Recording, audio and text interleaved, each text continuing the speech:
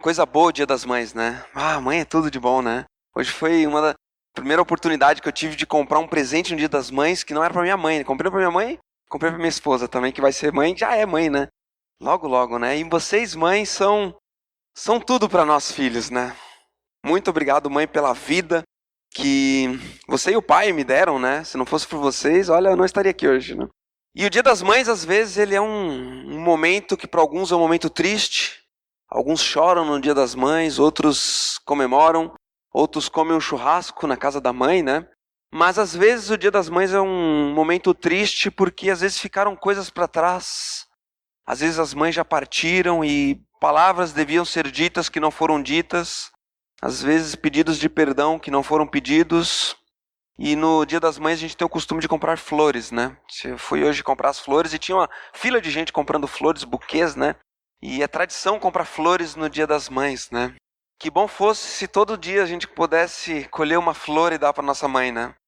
Se todos os dias nós lembrássemos dela com tanto carinho e com tanto respeito e da dedicação de tudo que ela fez por nós a vida toda. Eu e minha esposa estamos desfrutando desse momento de ser pais, né? Primeira vez, tudo é novidade para nós, né? E a mãe, ela tem uma participação muito mais... já colocou ali o título ali, ó. A mãe, ela se envolve de verdade, né, na maternidade, né, do filho, né? Olha, o pai, ele fica meio de lado, ele dá mais o apoio, mas a mãe é quem bota a mão na massa mesmo, né? E o pai fica meio de lado. A gente foi fazer o ultrassom lá outro dia, e médico sabe que fala bem baixinho, né? Os médicos, eles são assim, bem contidos, né? Não sei se não é muito da tradição, assim, o médico falar alto, né? E sentou ali minha esposa, eu sentei na cadeirinha aqui, fiquei olhando para a telinha, né? E ele sentou ali do lado, começou a conversar com ela, né? E ele falava, eu tentando escutar o que ele estava falando, nem estava ouvindo direito, coitado. O pai fica de lado, né? Aí eu perguntei uma hora ali para ele, falei assim, e com quantos quilos já tá aí, né? Quero participar de alguma forma aí desse ultrassom, né? No final eu vou falar. Eu falei, nossa, gente. E voltou a falar, olha, aqui tem o olhinho, tem a cabecinha e tal. Aí eu fiquei ali, né, só. Mas o pai, ele se envolve da maneira que ele pode, né? Muitas vezes dando suporte para a mãe, que vai se envolver de verdade. O próprio corpo dela vai se transformar, vai se preparar aquele organismo para dar à luz aquela nova vida, né? E é emocionante demais esse processo de ser pais e mães, né? Temos alguns aqui que já tiveram essa experiência recentemente, né? Um nenenzinho mexendo na barriga, que coisa boa, né? Nós homens nunca vamos saber o que é isso, né? Nossa experiência é, infelizmente, só quem é mãe sabe o sentimento que há envolvido nesse processo todo. Mas hoje eu quero falar um pouco, então, em cima dessa questão da maternidade prática. Olha que legal, quero falar um pouco sobre esse tema das mães e de como a gente pode tirar lições importantes a respeito desses seres tão maravilhosos que são as nossas mães, né? Olha que legal, vamos lá. Ser mãe é assumir perante Deus o dom da criação, da doação e do amor incondicional. Ser mãe é encarnar a divindade na terra. Olha só que frase bonita, né? Ser mãe, gerar a vida, né? Olha que beleza. Mães, vocês são pessoas muito especiais. Pessoas amadas por Deus e desenhadas por Deus. E abre a sua Bíblia aí, livro de 1 Samuel, capítulo 1. Nós vamos olhar para uma história hoje bem legal de uma mãe. Talvez você já ouviu falar. E dessa mãe a gente vai aprender algumas coisas. Afinal de contas, mãe nos ensina muitas coisas, né? E tem uma mãe muito legal aqui no livro de 1 Samuel, que eu quero compartilhar com vocês hoje algumas lições que, lendo esse texto, me chamaram a atenção. Que certamente pode chamar a atenção sua também. Antes de nós lermos aqui, vamos orar. Pedir que Deus nos abra os nossos olhos nesse momento aqui. Tá bom? Pai, estamos diante de nós aqui com a Tua Sagrada Escritura, Pai, a Bíblia. E diante de nós, ó Deus, esse capítulo que fala dessa mãe, ó Pai. Nós queremos aprender através dessas palavras, lições para a nossa vida hoje, ó Deus. Um texto foi escrito há tanto tempo atrás, a gente quer tirar aplicações práticas para o dia de hoje. Nos ajuda, nos dá concentração e que possamos realmente entrar nesse texto aqui com a nossa vida, Pai. Em nome de Jesus que oramos. Amém. Como é bom a gente aprender algo novo, né? E a Bíblia, ela é o nosso manual de instrução. Você tem costume de ler o manual de instrução? Quem comprou um carro zero e leu o manual de instruções? A gente não é muito acostumado a isso, né? E a Bíblia é o nosso manual de instruções.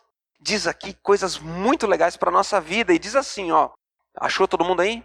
1 Samuel, capítulo 1. Havia certo homem de Ramataim, Zufita, dos montes de Efraim, chamado Eucana, filho de Jeroão, neto de Eliú, e bisneto de Tou, filho do Efraimita Zufi. Ele tinha 2 mulheres, uma se chamava Ana e a outra Penina. Penina tinha filhos, Ana, porém, não tinha.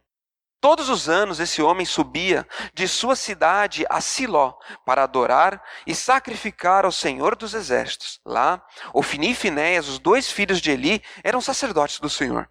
No dia em que Eucana oferecia sacrifícios, dava porções à sua mulher Penina e a todos os filhos e filhas dela. Mas a Ana dava uma porção dupla, porque a amava, apesar de que o Senhor a tinha deixado estéril.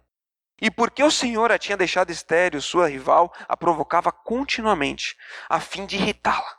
Isso acontecia ano após ano. Sempre que Ana subia à casa do Senhor, sua rival a provocava e ela chorava e não comia.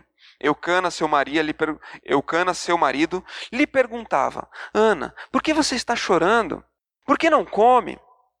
Por que está triste? Será que eu não sou melhor para você do que 10 filhos? Certa vez, quando terminou de comer e beber em Siló, estando o sacerdote Eli sentado numa cadeira junto à entrada do santuário do Senhor, Ana se levantou e, com a alma amargurada, chorou muito e orou ao Senhor. E fez um voto dizendo: Ó Senhor dos Exércitos, se tu deres atenção à humilhação de tua serva, te lembrares de mim e não te esqueceres da tua serva, mas lhe deres um filho, então eu o dedicarei ao Senhor por todos os dias da sua vida, e o seu cabelo e a sua barba nunca serão cortados. Enquanto ela continuava a orar diante do Senhor, Eli observava sua boca, e como Ana orava silenciosamente, seus lábios se mexiam, mas não se ouvia sua voz. Então Eli pensou que ela estivesse embriagada, e lhe disse: Até quando você continuará embriagada? Abandone o vinho. Ana respondeu: Não se trata disso, meu senhor. Sou uma mulher muito angustiada. Não bebi vinho, nem bebida fermentada. Eu estava derramando a minha alma diante do Senhor. Não julgues tua serva uma mulher vadia. Estou orando aqui até agora por causa da minha grande angústia e tristeza. Ele respondeu: Vá em paz, e que o Deus de Israel lhe conceda o que você pediu. 18 agora. Ela disse: Espero que sejas bem benevolente para com tua serva. Então ela seguiu seu caminho, comeu, e o seu rosto já não estava mais abatido. Na manhã seguinte, eles se levantaram e adoraram ao Senhor. Então voltaram para casa em Ramá. Eucana teve relações com sua mulher Ana, e o Senhor se lembrou dela. Assim Ana engravidou, e no devido tempo deu à luz um filho, e deu-lhe o nome de Samuel, dizendo: Eu o pedi ao Senhor. Quando no ano seguinte Eucana subiu com toda a família para oferecer o sacrifício anual ao Senhor e para cumprir o seu voto, Ana não foi e disse ao seu marido: Depois que o menino for desmamado, eu o levarei e o apresentarei ao Senhor, e ele morará ali para sempre. Disse Eucana, seu marido: Faça o que lhe parecer melhor. Fique aqui até desmamá-lo, mas o Senhor apenas confirme a palavra dele. Então ela ficou em casa e criou seu filho até que o desmamou. Depois de desmamá-lo, levou o menino, ainda pequeno, à casa do Senhor em Siló, com um novilho de 3 anos de idade, uma arroba de farinha e uma vasilha de couro cheia de vinho. Eles sacrificaram um novilho e levaram o menino a Eli. E ela lhe disse: Meu senhor, juro por tua vida que eu sou a mulher que esteve aqui ao teu lado orando ao Senhor. Era este menino que eu pedia, e o Senhor concedeu-me o pedido. Por isso, agora, eu o dedico ao Senhor, por toda a sua vida será dedicada ao Senhor, e ali adorou o Senhor. Que história legal, né? Dessa mulher que era totalmente desprezada por não ter filhos e que pediu muito para Deus que lhe desse um menino. Vamos adiante. E eu li aqui para vocês essa rivalidade que havia entre essas duas mulheres, Penina e Ana. Começou mal já essa família porque o homem tinha duas mulheres, isso nunca foi plano de Deus. E essa rivalidade se dava muito em função dos filhos. Porque à medida com que a Penina tinha filhos e filhas e Ana não podia ter, ficava evidente que o problema estava com ela. E que ela não era capaz de gerar filhos. E naquele contexto social, isso era muito, muito, muito ruim. Muito ruim. E alguns pontos que eu quero tirar dessa história da Ana para a gente é o seguinte. Primeiro deles aqui, maternidade prática. O que é? É saber que o Senhor escuta o clamor dos mais necessitados. Vamos ler juntos? Vamos lá. Saber, o Senhor escuta o clamor dos mais necessitados. Havia ali uma disputa, uma briga de braço, por assim dizer, entre aquelas pessoas. E Deus, durante toda a história, Ele sempre tem um carinho especial por aqueles que estão sofrendo, injustiçados, perseguidos, os menores. Então, se eu e você, ao vivermos a nossa vida em determinados momentos, nos vemos como essa mulher Ana, desfavorecidos pela vida, sem condições de seguir adiante. Podemos olhar para Deus e clamar a Deus, e a convicção no nosso coração é de que Deus escuta os mais necessitados. Deixa eu te falar uma coisa, aqueles que são muito fortes nem precisam de Deus. Se eles dão conta de todas as coisas da vida, ele vai pedir o que para Deus? Mas quando as demandas da nossa vida, os problemas e as dificuldades que a gente enfrenta se acumulam de maneira que a gente olha para aquilo e fala assim, eu não consigo dar conta disso. E a gente olha para Deus e clama para Ele. Nesse momento, Ele faz a obra dele, os mais necessitados. Aqueles que estão mais desejosos de receber a graça de Deus. Deus escuta o clamor. Deus escuta o clamor. E a Bíblia, ela é cheia de exemplos disso, né? Por exemplo, Davi, né? Eu coloquei aqui 2 reis. O rei Davi, não sei quem já leu toda a história, ou quem assistiu a novela da Record, né? De Davi. Ele era o filho mais desprezado. Tanto é que quando o profeta foi ali ungir um rei dentre os filhos daquela família, o pai nem mostrou Davi, porque ele era meio excluído, era o último. E Deus escolheu o último para ser o rei. O filho de Davi, Salomão, eu coloquei aqui, era um filho de uma história totalmente complicada. Pode-se dizer assim até um filho que nasceu de uma situação de adultério na vida de Davi. Uma história difícil dele lidar. Mas uma história que Davi se arrependeu profundamente. E talvez esse homem que foi aquele que sucedeu Davi no trono, deve ter enfrentado muito preconceito durante a vida dele, pelo fato de ter sido ele a causa de ter sujado o nome de Davi, através daquela situação tão controversa que Davi viveu no contexto em que ele foi gerado. E Deus ouve o clamor de Davi, o pedido de perdão, e Deus escolhe aquele filho que era desprezado, o menor talvez dos filhos de Davi, para ser o herdeiro, que levaria adiante o reinado de Davi. E isso nos dá alento diante da nossa vida. Nem sempre nós vamos ser os primeiros. Nem sempre a gente vai ser cabeça, né? A gente gosta, eu quero ser cabeça, não quero ser cauda, Fabrício. Nem sempre a gente vai estar nas melhores posições. Haverão momentos de dificuldade, momentos de escassez. E nos momentos de maior escassez da nossa vida, podemos olhar para Deus e clamar para Ele, que Ele escuta o nosso clamor. Vamos adiante. O que significava ser mãe naquela época? Hoje em dia a gente escolhe se a gente vai ser mãe, não vai ser mãe, né? Hoje em dia a nossa sociedade tem até poucos filhos, né? A porcentagem de filhos por família diminui cada vez mais, porque hoje algumas famílias optam até por não ter filhos hoje em dia. Mas naquele contexto, mais de 2000 anos atrás, quer dizer, esse texto ainda é bem antes até de 2000 anos atrás. Ter filhos era questão de sobrevivência. Era uma questão de vida ou morte naquela sociedade. E para a mulher era muito importante. Porque diante das guerras, quem tinha mais filhos, quem tinha mais família, vencia as batalhas. O grupo maior de pessoas era mais forte. Então ter filhos era fundamental. Não era somente uma questão como hoje em dia é. E aquela mulher viveu uma situação muito difícil pelo fato de não ter filhos.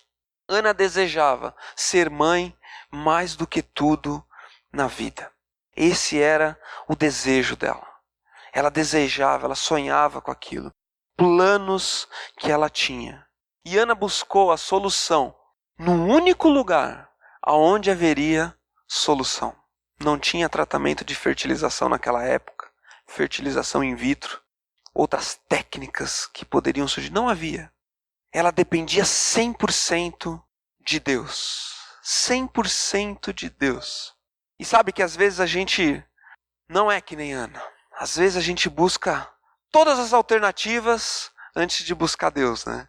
Todas as alternativas a gente pensa tudo o que a gente pode fazer antes de pedir algo para Deus, né? Eu estou numa campanha de achar uma namorada para o meu amigo Ismael. Sabe aquele corredor comigo? Ismael, estou tentando achar uma namorada para ele. Vou fazer a campanha aqui dele. 30 e poucos anos, guri atlético, bonito, espiritual. Estou numa campanha, só tem um defeito, ele não enxerga. O único defeito, eu falei outro dia para um rapaz lá, para um pastor de uma igreja, falei assim, não tem uma moça aí que se interessaria por ele, né? Falei, olha, tem um monte aqui de moça que se interessa por um rapaz assim, né? Aí eu falei assim, mas só que ele tem problema de visão, ele é cego, né? Aí eu falei, ixi, aí é difícil, Fabrício, aí é difícil. Então se você souber de alguém, passa o meu contato lá, que eu estou tentando achar uma parceira para esse meu amigo Ismael. E quando eu fiquei pensando nisso, né, para ele, assim, né, dessa questão, eu já pensei, né, puxa, mas será que não tem uma ferramenta, né, online, pra gente conectar as pessoas e ver se a gente acha essa candidata para ele, né? Fiquei pensando com os meus botões, né, assim, o que fazer, né? E nós temos sim que fazer a nossa parte, nos esforçar, fazer os movimentos que são necessários. Mas quando eu estava pensando nisso, eu parei assim, para pensar, mas será que eu não devo primeiro pedir para Deus? Será que Deus já não sabe quem é essa pessoa que vai se adequar de uma maneira tão perfeita na vida do Ismael? Será que não é só questão da gente olhar para Deus e clamar para Deus como essa mulher clamou para Deus? E Deus me deu uma puxada de orelha. Falei assim, Fabrício, clame a mim. E você vai ver que no tempo certo as coisas vão se encaixar. Aonde nós buscamos a solução para os nossos problemas? Ana foi atrás daquele que era a solução, não só para esse problema, mas para todos os problemas que ela poderia enfrentar na vida dela. Que problemas eu e você estamos enfrentando hoje? Maternidade.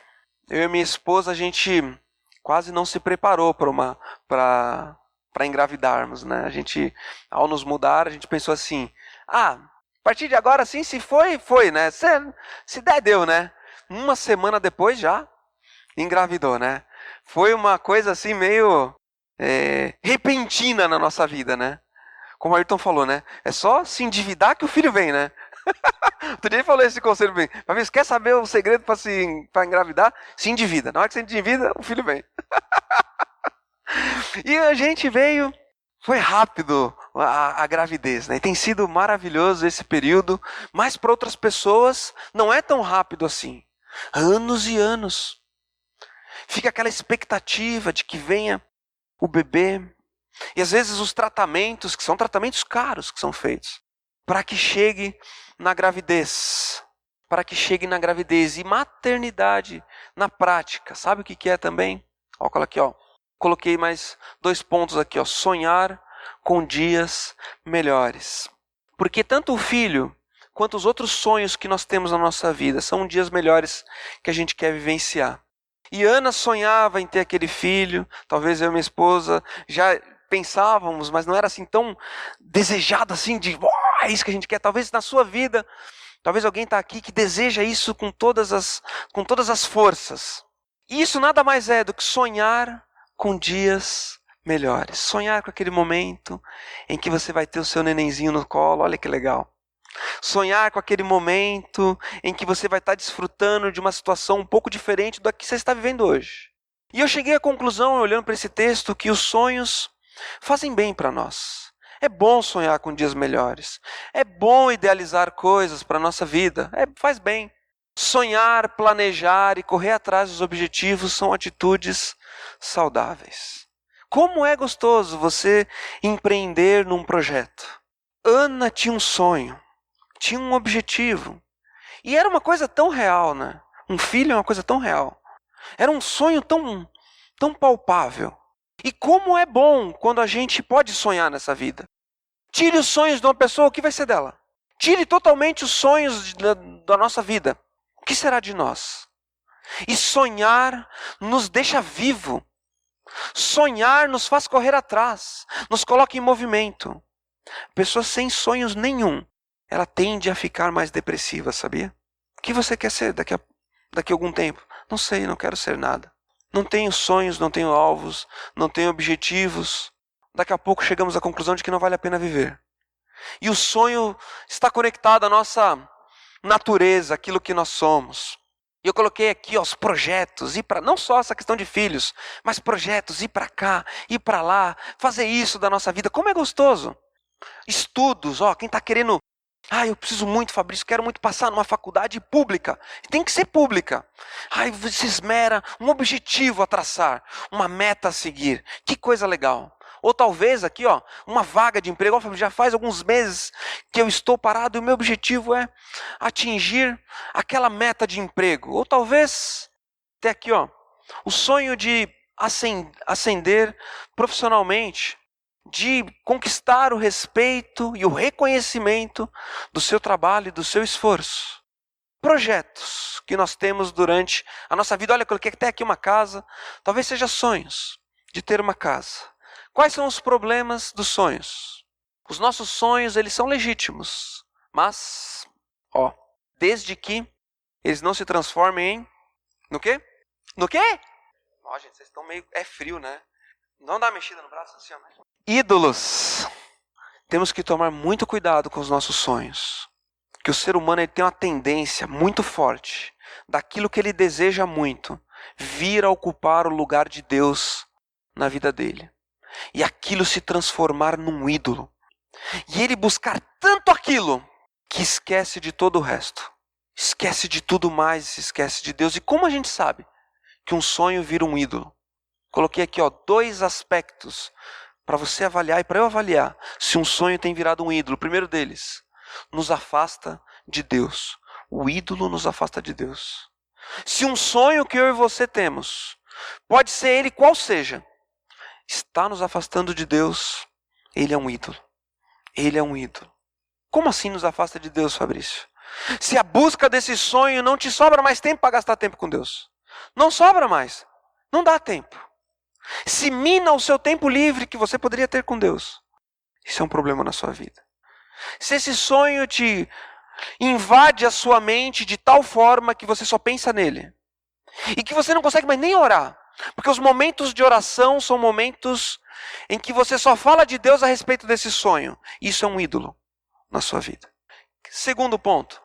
Quando os sonhos nos afasta das pessoas. Ele também é um ídolo. Quando aquilo que a gente deseja tanto, que não sobra espaço para pessoas ao nosso redor.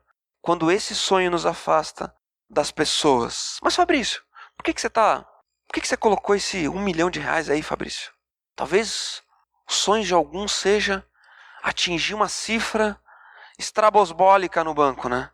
1 milhão. Fabrício, o dia que eu for milionário, esse dia eu vou ser feliz. E eu pergunto, a que custo esse 1 milhão vai virar ali na chave do seu banco? A que custo, né? Da nossa espiritualidade, dos nossos relacionamentos, esse 1 milhão vai acontecer na nossa vida. E será que vale a pena? Coloquei aqui a foto de um casal, olha lá. Marísia e como é que é? Montreu, um negócio assim. Conhece esse casal bonito? Psiquiatra, sucesso. Ele engenheiro, alemão, naturalizado brasileiro. Sucesso na vida, gente. Grandes objetivos. Cifras estrabosbólicas no banco. Sabe o sobrenome deles? Hohenstoff. Todo o dinheiro que eles juntaram serviu de intriga tão grande naquela família. E a própria filha, um amor de guria, né? Ela armou junto com o namorado a morte dos pais. Eu não estou querendo dizer que é errado ter dinheiro, tá? Não é errado disso. Mas se eu penso olhando para esse casal, assim, que aconteceu esse fato na nossa sociedade, né? Tão estranho, né? Assim, eu nunca quero esse dinheiro na minha vida. O dinheiro que esse casal teve, que gerou isso, eu nunca quero na minha vida. Então eu tenho pedido muito para Deus, para Ele me dar só aquilo que vai me fazer bem. Porque se Ele me der coisas, às vezes sonhos que eu tenho, que vão me afastar de Deus e me afastar das pessoas, eu não quero. Se é para obter coisas que vão me aprisionar, eu não quero tê-las. Se é para ter uma casa que ninguém vai entrar dentro dela, eu não quero ter. Nós temos que sintonizar os nossos sonhos aos sonhos de Deus. Quais são os sonhos que Deus tem para nós? E o antídoto de Ana que Ana tomou, foi entregar de volta a Deus o que tanto ela sonhava. Qual que é o remédio para essa idolatria, para esses ídolos que podem se formar dentro de nós? Foi o que Ana fez. O antídoto que Ana tomou na vida dela e que fez com que aquele bebê não se transformasse num ídolo, foi pegar aquele bebê tão bonitinho, desmamado, e entregar ele aos pés de Deus. Nossa, eu fico imaginando essa cena. Você teria coragem de entregar um bebezinho para o profeta Eli e falar assim, agora está aqui, ó. Eu prometi para Deus que eu ia devolver, está aqui de volta. E ao fazer isso, ela demonstrou, sabe o quê? O desejo de ter um filho, de ser mãe, não é maior do que o meu amor a Deus. O que eu sinto pelo meu Deus é maior do que eu sinto por essa criança. Na minha vida, em primeiro lugar, está o meu Deus. E já que Ele me deu tantas coisas boas, e a maior bênção de todas, essa criança, eu devolvo para Ele. Aos pés dEle, como uma oferta. Isso nos liberta. Isso nos liberta para a gente poder sonhar a nossa vida. E aquilo que Deus nos der, nos abençoar ao longo dessa vida. Para uns vai ser muito mais e para outros vai ser um pouco menos. Mas aquilo que a gente receber de Deus, a gente poder olhar para Ele e colocar aos pés de Deus. Falar assim, está aqui. Está aqui os meus anos, está aqui a minha vida, está aqui os meus recursos, está aqui a minha energia. Está aqui o que há de melhor na minha vida. Está aos teus pés, Deus. Que isso não me domine. Que o meu dinheiro que eu ganho não me domine. Que a minha busca por sucesso profissional não me domine. Farei com que a minha profissão te sirva. Farei da minha família um altar para a tua glória. E foi isso que Ana fez. Talvez alguns estão aqui desejando muito encontrar um parceiro, uma parceira. Já faz talvez anos que está nessa expectativa de encontrar um namorado, uma namorada, alguém que caminhe junto. Talvez isso tenha se transformado na sua mente como algo grande demais que tenha ocupado toda a sua mente. Você quer saber o antídoto para que isso não vire um ídolo na sua vida? Entregue isso aos pés de Deus. Entregue esse desejo aos pés de Deus. E como é que se entrega, Fabrício, aos pés de Deus? Olha, quero te dar uma dica prática. Faça do seu namoro um namoro santo para a glória de Deus. Um namoro que pode ser namorado na frente de outras pessoas. Fazendo isso, você está entregando o seu namoro aos pés de Deus. O seu casamento. A sua vida. Né? Eu coloquei até, olha só que legal. Aqui tem um casal. Sabia? Ó, aqui ó. Acho que esses dois aqui estão namorando, ó. Não parece, né? Hoje em dia, os namoros é tudo isolado. Não tem mais grupo assim de gente. Pegaram um namoro e entregaram aos pés de Deus. Eles falam, Deus, nosso namoro vai ser um namoro de santidade. Vai ser um namoro em que a gente vai namorar dentro do grupo célula. Vai ser um namoro, eu coloquei até outra foto aqui, ó, que a gente vai namorar em família. Que eu vou ter os meus momentos, sim, com a minha namorada, com o meu namorado. Mas o que a gente vivenciar juntos, só nós dois. Outras pessoas também vão poder estar juntos. Que vai ser um namoro santo. Um namoro santo. E fazendo isso, você está devolvendo para Deus aquele desejo tão profundo que talvez você tenha de arrumar um companheiro, uma companheira. Trabalho, Fabrício, eu tenho um sonho tão grande de ter um bom trabalho. Você quer honrar a Deus e colocar esse trabalho aos pés de Deus, como Ana fez com aquele filho dela. Faça do seu trabalho um farol no meio daquelas pessoas, da obra de Deus. E mais do que falar com palavras daquilo que Cristo fez na sua vida, falar com as suas ações, ser verdadeiro, não roubar nada, nem um clips, nem uma folha em branco, nem uma impressão na impressora. Fazendo isso, você está pegando aquilo que era talvez um ídolo na sua vida e devolvendo para Deus. Fala assim, Deus, o meu trabalho vai ser para a tua honra e glória. O meu trabalho vai ser para te glorificar. As pessoas olharem para a minha vida e notarem que eu sou diferente. Não vou roubar nada, Fabrício. Nem o tempo, que às vezes o tempo é o que a gente mais rouba, né, no nosso trabalho. O chefe olha para o lado, o celular pula do bolso. Parece que ele está vivo, né? Atualização ali das redes sociais. E ao olhar ali, você está o quê? Matando o tempo daquilo que deveria ser, que você não poderia estar fazendo naquele momento. E como está a nossa vida? Cada um aqui tem os seus ídolos, né? Eu tenho os meus. Deus tem tratado no meu coração. E essa mensagem que Deus falou para mim esses dias tem falado muito comigo. O que eu desejo? Meu filho está aí, chegando. E profissionalmente, às vezes a gente tem muitos sonhos. E os sonhos que eu tenho, eu quero sintonizar dessa forma com Deus. E o último slide aqui, ó, que eu coloquei em branco. Nada. Muitas vezes, na nossa vida, nem tudo que a gente sonha vai se concretizar. Nem tudo vai acontecer. Às vezes a gente sonha com as coisas da nossa vida. A gente pede para Deus. Mas quando a gente pede algo para Deus, você tem que entender que Deus pode responder de 3 maneiras. Quais são as 3 maneiras? Sim, não e espere. O sim e o espere, o sim a gente adora, né? O espere a gente fica meio assim, esperar quanto? Um dia, 2, uma semana? Agora o não, cara, o não é bucha, né? Ouvir um não, né? Que nem o filhinho que olha para a mãe e ele olha assim, mãe, me dá esse negócio. Ela fala, não. A mãe é braba, né? A minha mãe era boazinha. Não. Já pensou quando Deus falar um não assim pra gente? E às vezes na vida, quando a gente pede algo muito para Deus, Deus olha pra gente e fala não.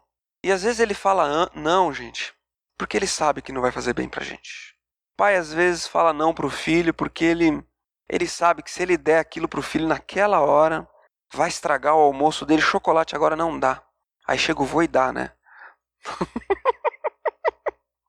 O pai sabe que o filho, o que é bom pro filho, o pai pega no bracinho daquela criança, tão pequenininha, e leva lá no posto de vacinação.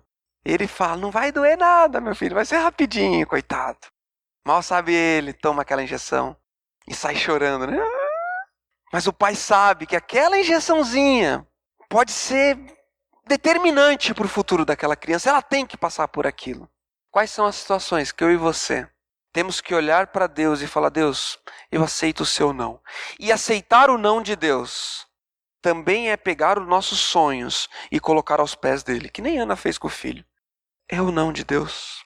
Fabrício, isso não é para você. Tá bom. Então, não é para mim. Talvez a gente dá às vezes, gente, com tanta força contra uma parede. E quanto mais força a gente der contra a parede, mais a gente vai se machucar. E Deus está falando assim, calma. Para com isso. Confia em mim. E eu vou fazer um milagre na sua vida. Ana teve que confiar muito em Deus, em todo o processo. Desde a gravidez, eu fico imaginando ela pegando aquela criança, entregando ao sacerdote Eli, aquele homem meio sem educação, né? Que já chegou falando que estava bêbada, né? Entregou aquela criancinha nas mãos dele e foi embora e deixou ali. Eu fico imaginando aquela mãe distante, lembrando todos os dias do filho dela. Lembrando do filho dela lá no templo servindo. E ela pensava, né? Será que ele está sendo bem cuidado? Será que está doente? Será que está bem? Será que está comendo bem? Será que está dormindo bem? E ela entregou aquela criança para Deus e ela confiou. Olha, presta atenção no que eu vou falar aqui. Ela confiou que Deus ia cuidar daquela criança. E olha, eu vou te falar uma coisa. Deus cuidou daquela criança melhor do que ela cuidaria. Porque aquela criança dentro do templo, sabe o que ela aprendeu dentro do templo? A ouvir a voz de Deus. Talvez ela não tivesse aprendido a ouvir a voz de Deus junto com a mãe dela. E Deus entregou ela e falou assim, Deus está nas tuas mãos. Aquela mãe confiou que Deus cuidaria. E Deus cuidou. E aquele homem, aquele pequeno Samuelzinho, que era só um bebezinho que foi entregue, se transformou num dos maiores líderes do povo de Israel.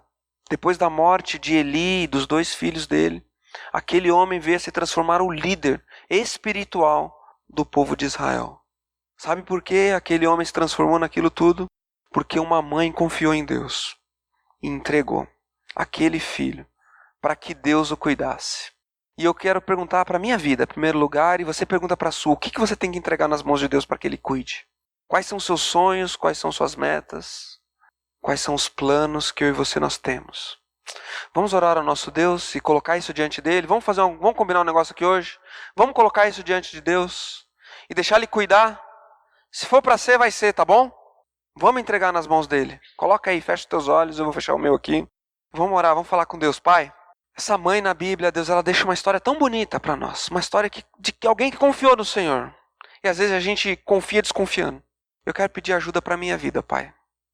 O desafio para mim vai ser tão grande nos próximos meses, vai nascer logo logo o Benjamin. E o mundo hoje não é um mundo simples, é um mundo complicado. Mas, Pai, eu confio em Ti, ó Pai. Essa criança eu quero colocá-la nos Teus pés. E eu quero orar agora em especial por todo mundo que está aqui, Pai. Talvez os planos, sonhos, frustrações que têm sido vividas ao longo de anos e anos na vida de cada um que está aqui, ó Pai. E eu quero pedir que o Senhor toque no coração de cada um de nós aqui, ó Pai. Toca no coração de cada mãe que está aqui também nessa noite. Talvez alguém que está amargurado aqui com algo que aconteceu na vida. E nós queremos entregar essas situações nos Teus pés, ó Pai, no Teu altar, Deus. Sabemos que o Senhor é quem cuida. Aquilo que é entregue nas Tuas mãos é melhor cuidado do que o que fica nas nossas mãos, Pai. Que a gente aprenda isso. Toque no coração de todo mundo que está aqui, ó Pai, e que essa palavra mexa na minha vida e mexa na vida de cada um de nós. Nos ajuda, Pai. Queremos ser diferente. Queremos aprender, ó Pai. Muito obrigado por esse Dia das Mães, Deus. Foi um Dia das Mães muito especial, Pai. Que possa haver reconciliação, perdão, amor, ó Pai, e paz nas nossas famílias e na nossa vida, Pai. Em nome de Jesus que eu oro, Deus. Amém.